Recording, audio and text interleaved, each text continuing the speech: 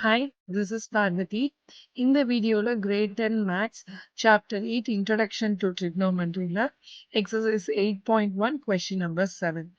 If cot theta is equal to 7/8, evaluate ரெண்டு subdivision கொடுத்திருக்காங்க. இப்போ இதுல உள்ள first subdivision evaluate பண்ணணும்னா நமக்கு sin theta and cos theta ஓட values வேணும்.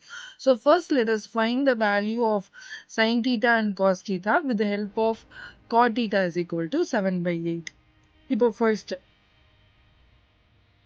cot theta is equal to 7/8 ன்னு கொடுத்திருக்காங்க.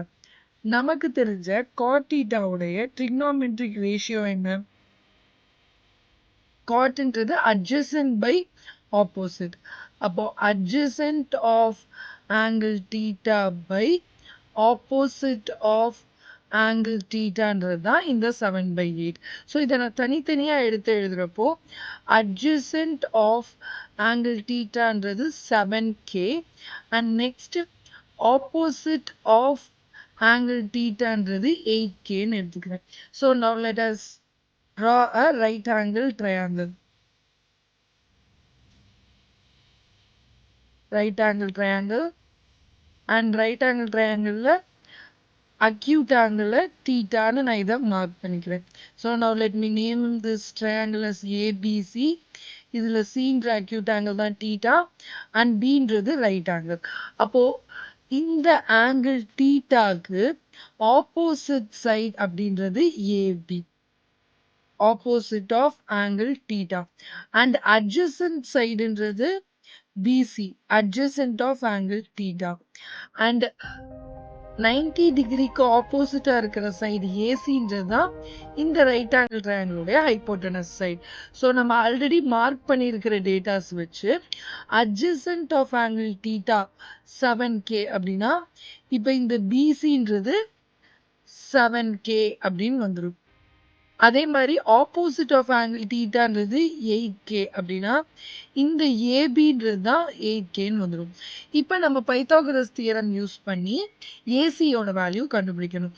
ஸோ நம்ம பைத்தாகரஸ் தியரம் அப்ளை பண்ணுறப்போ நமக்கு என்ன தெரியும்?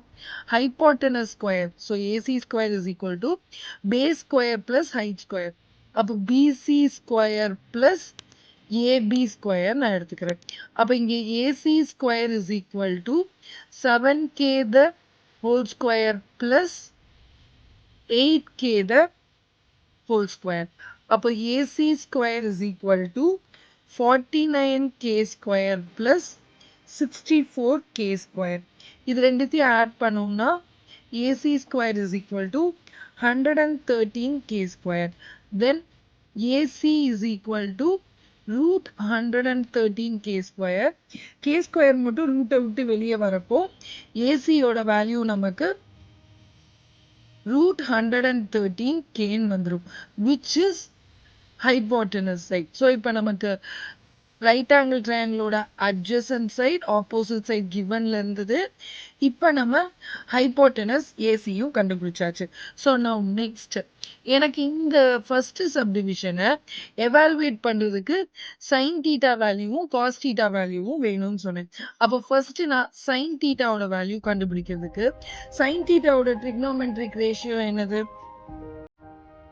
Opposite of angle theta by hypotenuse. அப்ப இந்த கொஸ்டின்ல ஆப்போசிட் ஆஃப் ஆங்கிள் தீட்டா, ஆப்போசிட்ன்றது ஏ ஆஃப் ஆங்கிள் தீட்டான்றது ஏபி நம்ம மார்க் பண்ணியிருக்கோம்.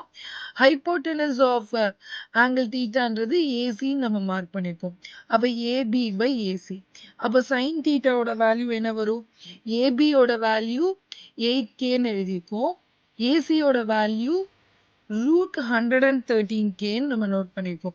அப்ப இந்த k கேன்சல் ஆயிடுச்சுன்னா sin தீட்டாவோட வேல்யூ 8 by root 113 நமக்கு வந்துடும். சிமிலர்லி cos தீட்டாவோட வேல்யூ வேணும். cos தீட்டாவோட formula adjacent of angle theta by hypotenuse. அப்போ இங்கே cos theta is equal to adjacent of angle thetaன்றது BC by hypotenuseன்றது AC. அப்போ cos theta is equal to BC ஓட value 7k by hypotenuse root 113k. So cos தீட்டாவோட value இப்போ என்ன? K cancel ஆயிடுச்சுன்னா 7/√130. ஸோ நவ் இதை நம்ம இந்த ஃபர்ஸ்ட் சப்டிவிஷன்ல சப்ஸ்டியூட் பண்ண போறோம். ஸோ ஃபர்ஸ்ட் சப்டிவிஷன் கொஸ்டின் நமக்கு என்ன கொடுத்துருக்காங்க?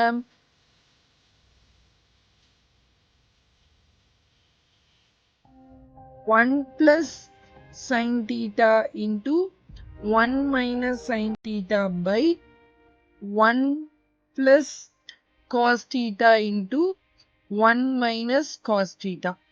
இப்போ இதுல நம்ம a plus b into a minus b formula போட்டா நமக்கு a square minus b square. Similarly, denominator க்கு a plus b into a minus b போட்டா we will get a square minus b square. அப்ப next stepல இத நம்ம a square 1 square minus b square sin square theta நான் எழுதிக்கிறேன். Divided by a square 1 square minus b square cos square theta நான் எழுதிக்கிறேன். அப்ப எனக்கு next step என்ன வந்துரும்?